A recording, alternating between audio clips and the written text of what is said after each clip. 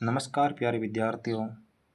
आज की इस क्लास में हम पढ़ने वाले हैं हिंदी का सामान्य परिचय। आज से अपने हिंदी व्याकरण का प्रारंभ हो रहा है और आज की इस क्लास में हम जीरो से शुरू करने वाले हैं, इसलिए सर्वप्रथम हम हिंदी के सामान्य परिचय के बारे में जान लेते हैं और उसके बाद में धीरे धीरे हम आगे बढ़ते जाएंगे और अपने ज्ञान में वृद्धि करेंगे और अंततः हिंदी की व्याकरण है वो पूरी कर लेंगे। तो सर्वप्रथम हम बात कर लेते हैं आज के इस क्लास में हिंदी का सामान्य परिचय। अब इस वीडियो में बेटा बहुत सारी चीज़ें ऐसी मिलेगी जो आपके पढ़ी हुई होगी, लेकिन मैं आपको यकीन दिलाता हूँ कि इस क्लास से आप ज़रूर दो बातें अच्छी सीख कर जाओगे। हिंदी का सामान्य परिचय।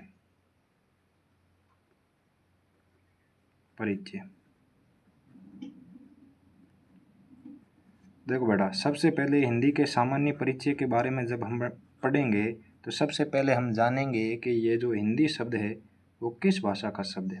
तो याद रखना, अब कई बच्चे कहेंगे सर इसमें कहने की क्या बात है, हिंदी जो शब्द है वो हिंदी भाषा के शब्द है। नहीं बेटा, हिंदी जो शब्द है वो फारसी भाषा का शब्द है। किस भाषा का शब्द है? फारसी भाषा का शब्द है। अब आप कहोगे हम क्यों माने सर, हम तो हिंदी को हिंदी का ही शब्द मानेंगे। तो मैं आपको समझाऊंगा तो आपको पता चल जाएगा कि ये फारसी भाषा का शब्द क्यों है। तो आपने बेटा कभी सुना होगा कि सर जो ये हिंदू शब्द है या हिंदी शब्द है उसकी उत्पत्ति कहीं ना कहीं किससे जोड़ी जाती है? सिंधु से। क्या पहले सिंधु था, सिंधु नदी के पास का क्षेत्र सिंधु, ऐसे करते करते हिंदू बना, हिंदू से फिर हिंदी बन गया। ऐसी कहानी आपने कभी सुनी होगी। आज उस कहानी को पूर्ण करते हैं, स्पष्टता से सुनते हैं। मैं आपको कह रहा हूँ कि जो ये सिंधु नदी का क्षेत्र है उसके आसपास के जो लोग थे वो भाषा बोलते थे, सिंधु भाषा बोलते थे। कौन सी भाषा बोलते थे? सिंधु भाषा बोलते थे। और आपको पता है, इतिहास में आपने पढ़ा होगा कि बाहर से ईरानियों के हो गए, ये बाहर से आक्रांतों के आक्रमण होते रहते थे अपने भारत देश पर, लूटने के कारण, है ना, लूटने के लिए आक्रमण होते रहते थे। और उन लोगों की भाषा थी कौन सी? फारसी भाषा थी। और जब वो इस क्षेत्र के आसपास आते और कहते कि ये क्षेत्र कौन सा है कि ये सिंधु है, उनके लिपड़ों की भाषा ऐसी थी कि उनसे सिंधु बोला नहीं जाता था, उनको जोर आता था। तो इसलिए उन्होंने क्या किया, सिंधु को सिंधु न बोलकर वो स को ह बोल देते थे। इसलिए ये तो बन गया ही। क्या बन गया? ही। और ये न का उन्होंने न ही बोला कि इस न में तो हमारे को कोई जोर नहीं आ रहा है, तो क्या न ही रहने दो। और इस ध में उनको जोर पड़ा तो उन्होंने इस ध को क्या बोलना शुरू कर दिया? द। और ये सिंधु को क्या बोलने लगे? हिंदू बोलने लगे, क्योंकि स को उनको बोलने में जोर आता था।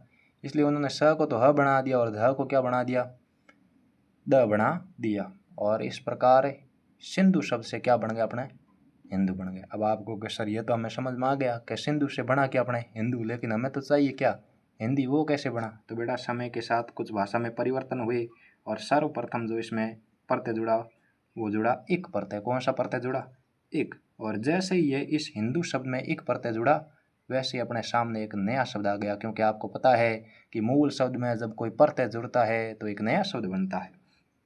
तो बन गया क्या रे? हिंदी क। शब्द कौन सा बन गया? हिंदी क।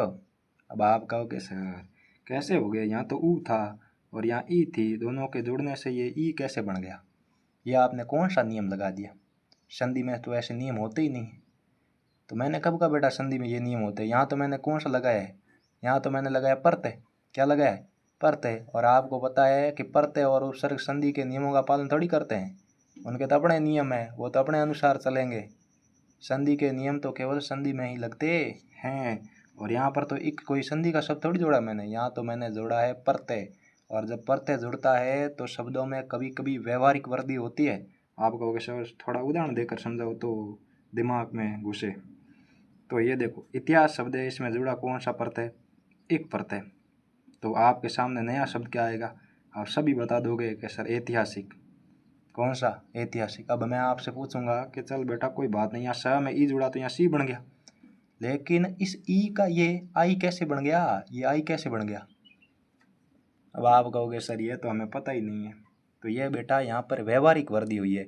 जब मूल शब्द में प्रत्यय जुड़ता है तो शब्दों में कभी कभी व्यवहारिक वृद्धि आ जाती है और इसलिए ये नया शब्द क्या बन गया? ऐतिहासिक। इसी प्रकार हिंदू शब्द में इक प्रत्यय जुड़ा तो ये हिंदी बन गया और इसका अर्थ होता है हिंदी का। क्या बन गया? हिंदी का। कोई कह दे कि हिंदू में सर्वप्रथम कौन सा प्रत्यय, सॉरी यहाँ प्रत्यय जुड़ा तो आपके एक प्रत्यय और नया शब्द कौन सा जाएगा, एक, और इसका अर्थ होता है हिंदी का। अब आप कहोगे सर तो भी अभी तक हिंदी तो हमारे सामने नहीं आया, फिर क्या हुआ?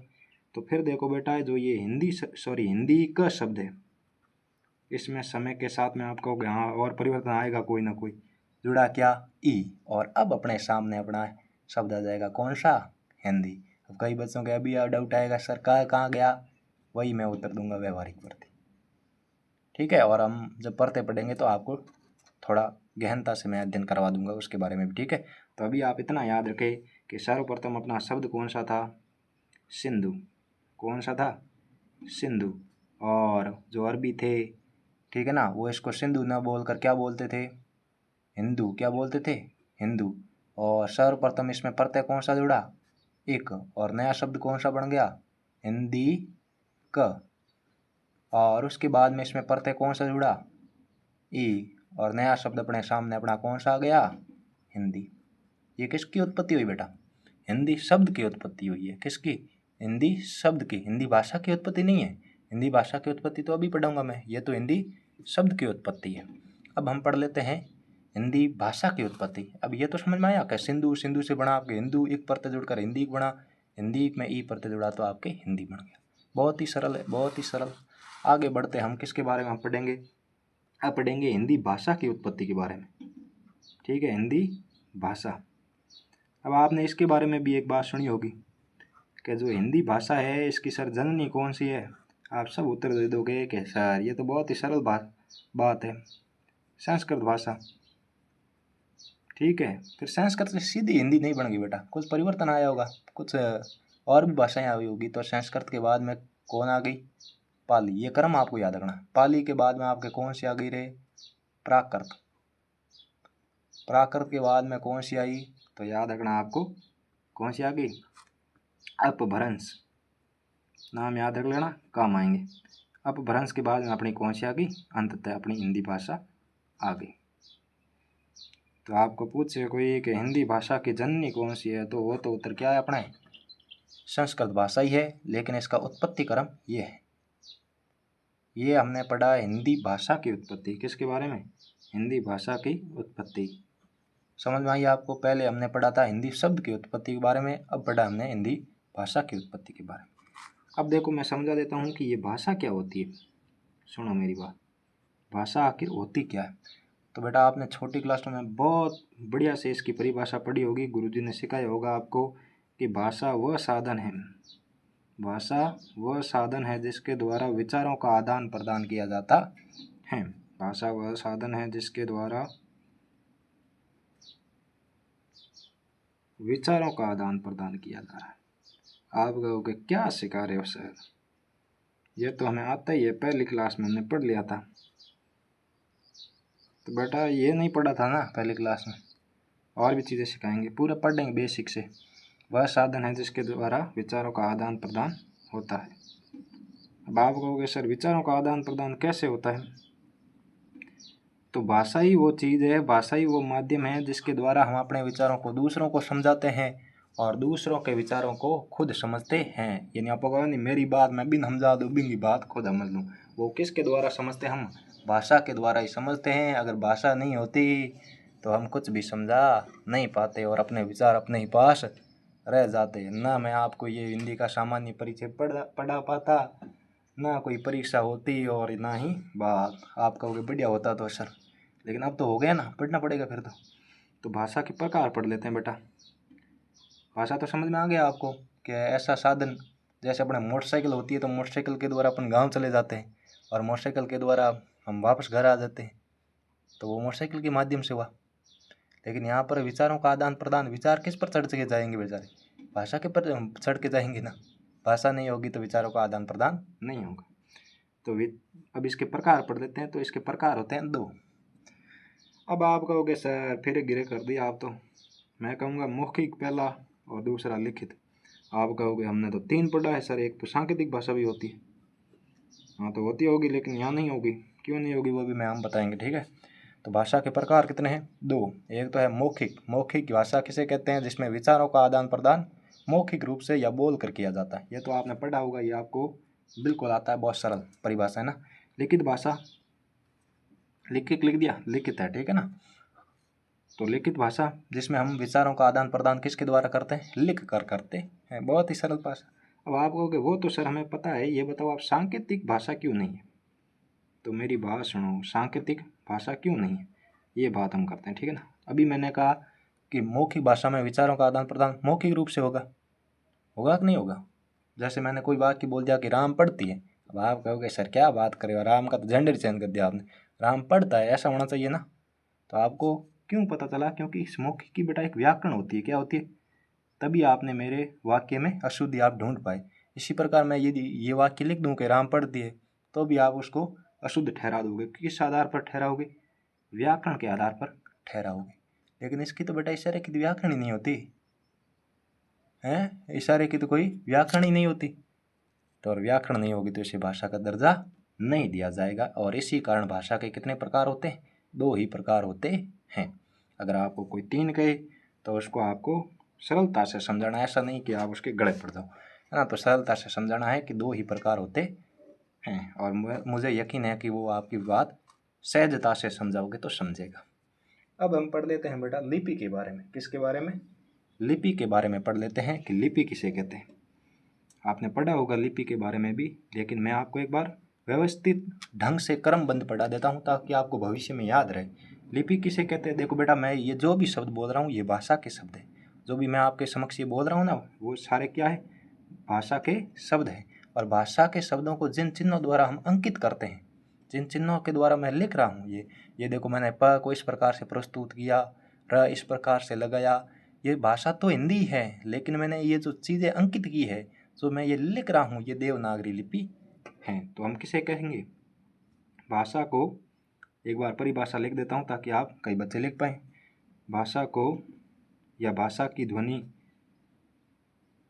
ध्वनि को लिखने के लिए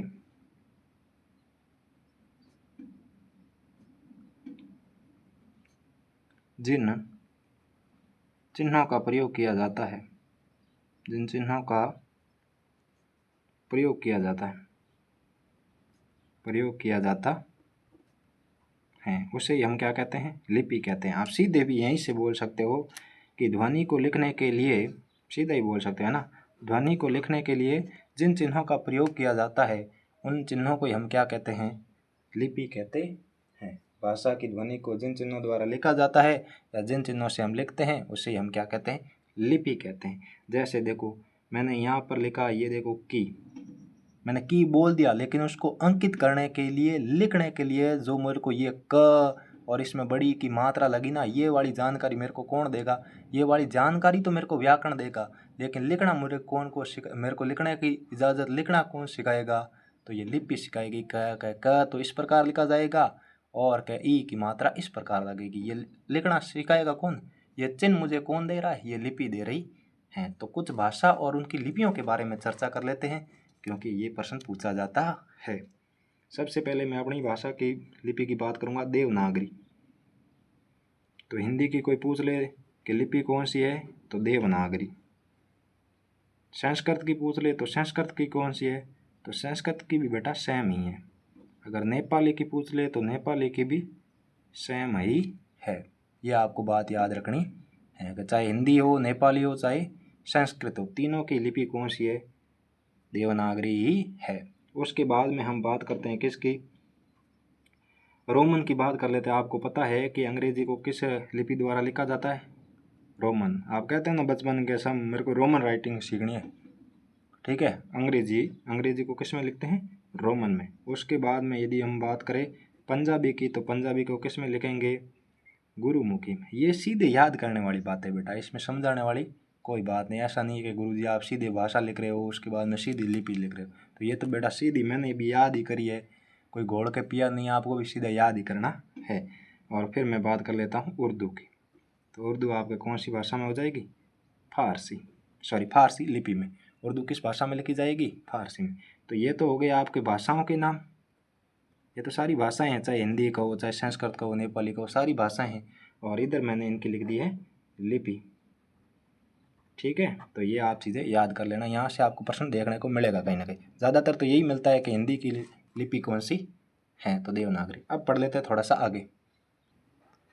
अब हम पढ़ लेते हैं बोली के बारे में। किसके बारे में? बोली के बारे में। बोली को ही बेटा कहते हैं उपभाषा। क्या कहते हैं? उपभाषा। बोली को क्या कहते हैं? उपभाषा कहते हैं। अब देखिए इसकी परिभाषा पहले समझाते हैं, फिर ये बोली होती क्या, उपभाषा होती क्या, मैं आपको समझाऊँ। बोली कहता है तो हमें समझ में आ जाता है कि हाँ बोली ये ठीक, थोड़ा सा दिमाग में कुछ समझ में आता है। लेकिन इसी को बेटा उपभाषा कहा जाता है। कई कई बच्चों ने उपभाषा का नाम ही नहीं सुना है ना, तो ध्यान रखना, बोली को ही उपभाषा कहा जाता है। तो इसकी परिभाषा मैं लिख देता हूँ यहाँ पर। देखो थोड़ा सा उपभाषा, ठीक है, ध्यान रखना। शब्द कई कई लोग कहने लगेंगे कि सर आपने अशुद्ध लिख दिया, तो उपभाषा है, मेरे को पता है, ठीक है, उपभाषा लिखा हुआ है। तो याद रखना, भाषा का स्थानीय रूप। भाषा का मैं लिख देता हूँ पहले, ठीक है, फिर समझाते हैं आपको। भाषा का स्थानीय रूप। स्थानीय रूप जो सीमित क्षेत्र में बोला जाता है, जो सीमित क्षेत्र में बोला जाता है, बोला जाता है, बोला जाता है, उसे हम क्या कहते हैं? बोली कहते हैं। भाषा का स्थानीय रूप जो सीमित क्षेत्र में बोला जाता है, उसी को हम क्या कहते हैं? बोली या उपभाषा कहते हैं। आप कहोगे सर कुछ भी पल्ले नहीं पड़ा। देखो जो भाषा होती है ना, वो बहुत बड़े क्षेत्र में बोली जाती है ना, बहुत अधिक क्षेत्र में बोली जाती है। और जो अपने बोली होती है, बोली के बारे में कहा गया ना कि कोस कोस पर बदले पानी, चार कोस पर वाणी, मतलब 4 कोस में वाणी यानी बोली है वो चेंज हो जाती है, ठीक है। इसलिए लंबे बड़े क्षेत्र में नहीं बोली जाती, छोटे क्षेत्र में बोली जाती है। लेकिन भाषा होती है वो व्यापक होती है, बड़े क्षेत्र में बोली जाती है। अब देख लेते हैं, देखो सुनो, आपको समझ में आया ना बेटा कि छोटे क्षेत्र में बोली जाएगी उसको तो हम बोली कहेंगे। भाषा ही होती है लेकिन छोटे क्षेत्र में बोली जाती है, इसलिए उसको बोली बोल देते हैं। और जो बहुत बड़े क्षेत्र में बोली जाती है उसको हम क्या कह देते हैं? भाषा कह देते हैं। बहुत सिंपल सर, समझ में आ गया। अब हम बात कर लेते हैं कि सर बोली और भाषा में कुछ अंतर है क्या? तो मैं कहूँगा हाँ बिल्कुल अंतर है बोली और भाषा में। आप कहोगे सर क्या अंतर है? तो याद रखना बेटा, अभी मैंने बताया कि भाषा का जो क्षेत्र है वो बड़ा, और बड़े को बोलते हैं हिंदी में व्यापक। तो इसका क्षेत्र कैसा होगा? व्यापक। और इसका कैसा है? छोटा क्षेत्र है, कम क्षेत्र है। तो कम को हम बोल देंगे संकुचित, संकुचित क्षेत्र, ठीक है। ये एक अंतर हो गया पहला। तो अब दूसरा हम बात करें तो अभी मैंने आपको बताया कि हिंदी भाषा को लिखने के लिए लिपि की आवश्यकता होती है, शब्दों में अशुद्धि ढूंढ सकते हैं, यानी कुल मिलाकर इसकी क्या होती है? व्याकरण होती है। जबकि इसकी व्याकरण हम खुद ही डिसाइड करते हैं गांव वाले कि इसकी व्याकरण क्या होगी। तू बोलना है, तुम बोलना है, कैसे बोलना है, वो सारी व्याकरण गांव वाले अपने आप डिसाइड कर लेते हैं। लेकिन इसकी एक व्याकरण होती है। तो ये भी याद रखना है कि इसकी व्याकरण होती है, इसकी व्याकरण नहीं। अगर व्याकरण है तो इसमें साहित्य रचना होगी, साहित्य रचना होगी, साहित्य रचना होगी। इसका मतलब उपन्यास ये वगैरह लिखे जाएंगे, ठीक है ना, कविताएं। अब इसका तो कोई साहित्य होता नहीं है बेटा, क्योंकि व्याकरण ही नहीं है तो साहित्य फिर रचोगे तो गड़बड़ हो जाएगी, पढ़ेगा कौन, है ना। तो ये याद रखना। 3 अंतर है मुख्यतः, व्यापक, संकुचित। व्याकरण होती है, व्याकरण नहीं होती है। इसमें साहित्य की रचना होगी और इसमें साहित्य की रचना नहीं होगी। समझ में आया? आया होगा, आपको समझ में आया होगा। आगे अंतिम चीज हम पढ़ लेते हैं, व्याकरण। देखो आपको बोर नहीं होना क्लास में ना, बोर हुए ना तो फिर देखना। व्याकरण, अब व्याकरण क्या होती है ये भी पढ़ लेते हैं। कई बार व्याकरण की परिभाषा पूछी जाती है तो बच्चे अटक जाते हैं। तो व्याकरण किसे कहते हैं? तो व्याकरण बेटा एक ऐसा शास्त्र, एक ऐसा ग्रंथ है, एक ऐसी पुस्तक है जो हमें सिखाती है कि इस भाषा को किस प्रकार से तो लिखना है, किस प्रकार से तो बोलना है, और किस प्रकार से ये शुद्ध होती है। जैसे मैंने कह दिया बात, अपने हिंदी भाषा की बात करूँ तो हिंदी भाषा की एक ऐसी किताब, एक ऐसी पुस्तक, एक ऐसा शास्त्र, ठीक है, एक ऐसी पुस्तक, एक ऐसा शास्त्र जो मुझे बताए कि सर आपको किसी लिखना है तो किसी आपको इस प्रकार से लिखना होगा, आपको किसी इस प्रकार से नहीं लिखना, ये अशुद्ध है। तो ये मेरे को सिखा कौन रहा है? ये पुस्तक सिखा रही है। और इस पुस्तक को, इस शास्त्र को हम क्या कह रहे हैं? व्याकरण कह रहे हैं। आप कहोगे सर हमें समझ में आ गया कि ऐसी चीज़ जो भाषा के बारे में हमें शुद्ध लिखना, बोलना, पढ़ना सिखाए वही क्या है, व्याकरण है। इसकी आप हमें परिभाषा लिखकर बता दीजिए, उसके बाद में ख़त्म करते हैं ना। तो व्याकरण वह शास्त्र है, शास्त्र ग्रंथ पुस्तक शास्त्र हैं जो हमें किसी भी भाषा को, बेटा हिंदी की व्याकरण होती है तो अंग्रेजी की होती है, इसीलिए मैंने लिखा जो हमें किसी भी भाषा को शुद्ध लिखना,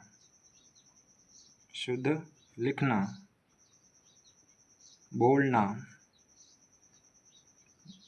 और पढ़ना सिखाए।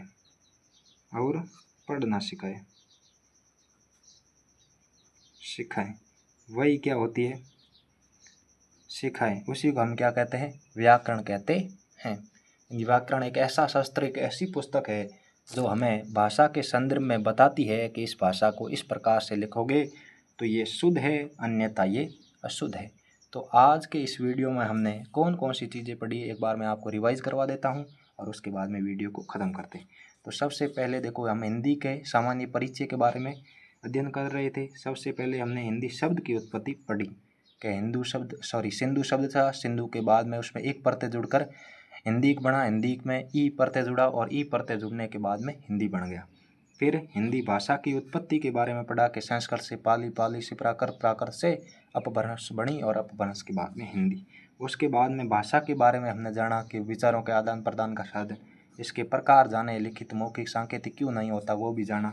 और उसके बाद में हमने लिपि के बारे में पढ़ा कि लिपि भाषा की ध्वनि को अंकित करने वाले चिन्ह को लिपि कहते हैं।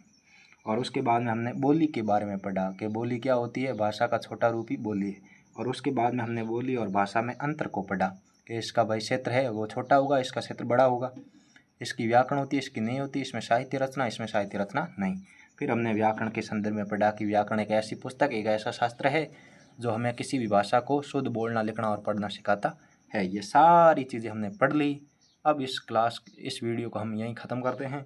अगर अच्छा लगा तो आपको पता ही आपको क्या करना है। जय हिंद, धन्यवाद।